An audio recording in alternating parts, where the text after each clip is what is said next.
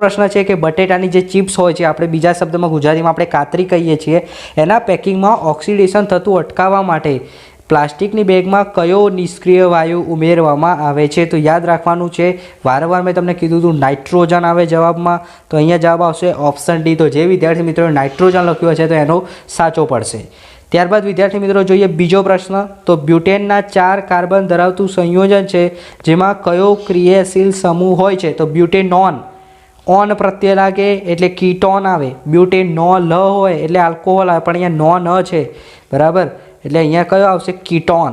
Option C જવાબ આવે ketone. ત્યારબાદ વિદ્યાર્થી મિત્રો પ્રશ્ન નંબર 3 તમે એકદમ સહેલો છે. તમને અહીં પ્રકાશ સંશ્લેષણની જે પ્રક્રિયા છે, શ્વસનની જે પ્રક્રિયા છે, એનો તમને રાસાયણિક પ્રક્રિયાનો પાઠ આપ્યો છે. ખાલી જગ્યા શોધવાની છે. તો કાર્બન ડાયોક્સાઇડ અને પાણીની મદદથી ક્લોરોફિલ સૂર્યપ્રકાશની હાજરીમાં પ્રકાશ સંશ્લેષણની પ્રક્રિયાથી ખોરાક તૈયાર થાય તો શું બને? ગ્લુકોઝ બને. ગ્લુકોઝનું અણુસૂત્ર શું? C6H12O6. C6H12O6 એ તમારો ઓપ્શન બી એ સાચો જવાબ આવે. એકદમ સહેલું છે.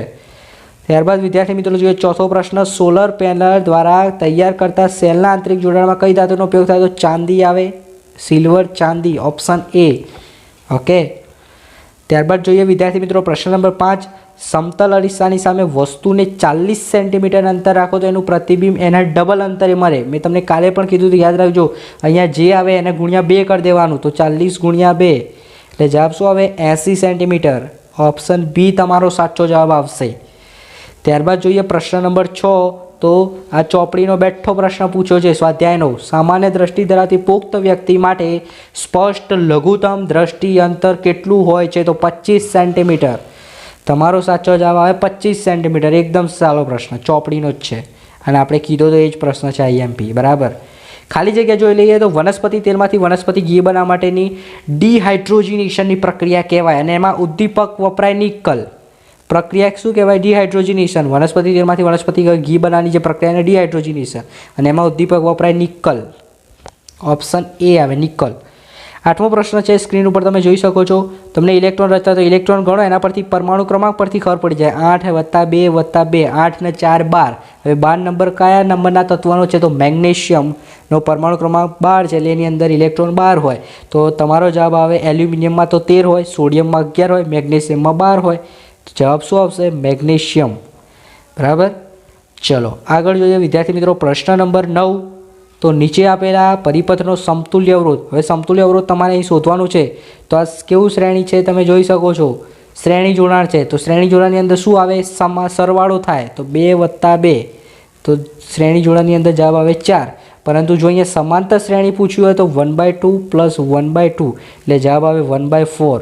બરાબર. જો સમાંતર હોય તો, પણ આ કેવું છે? શ્રેણી છે એટલે સરવાળો 2 + 2 4. તો તમારો જવાબ આવે 4 ઓહ્મ. ક્લિયર. ચલો હવે જોઈએ 10મા નંબરનો પ્રશ્ન વિદ્યાર્થી મિત્રો. એકદમ સહેલા પ્રશ્નો પૂછાયેલા છે.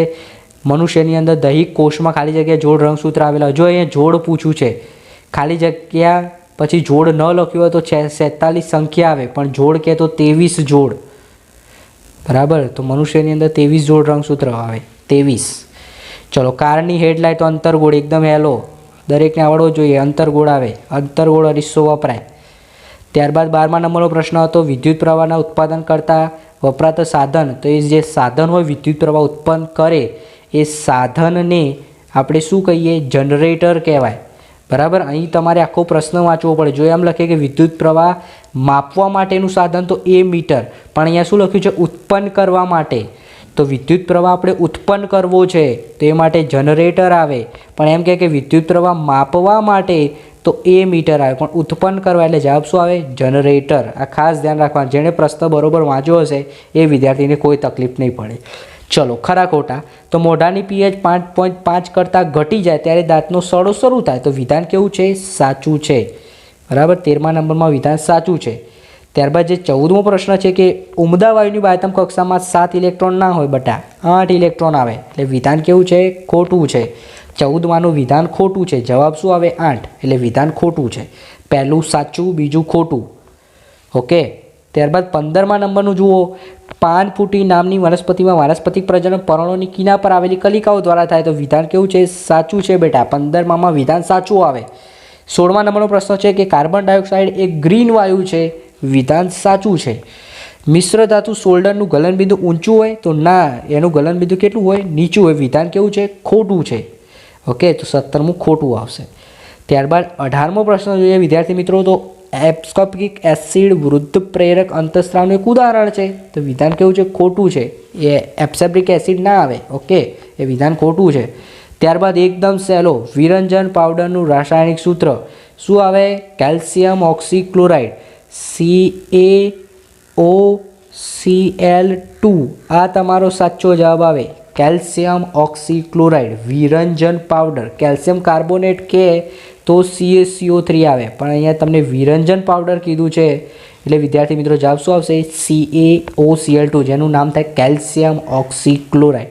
ત્યારબાદ જે 20મો પ્રશ્ન છે કે કોષની કઈ અંગિકા એ પાયરુવેટના વિઘટન થવાથી કાર્બન ડાયોક્સાઇડ, પાણી અને ઉર્જા ઉત્પન્ન થાય છે? તો કઈ અંગિકામાં આવે? કણાભ સૂત્ર, જે કોષનું પાવર હાઉસ કહેવાય. કણાભ સૂત્ર. તો અહીંયા જવાબ શું આવે? કણાભ સૂત્ર. ત્યારબાદ 21મો પ્રશ્ન, વિદ્યુત પ્રવાહ માપવા માટે શું વપરાય? તો મેં આગળ કીધું એ રીતે વિદ્યુત પ્રવાહ માપવા માટે એમીટર, વિદ્યુત પ્રવાહ ઉત્પન્ન કરવા માટે મોટર આવે, જનરેટર. તો અહીંયા આવશે એમીટર.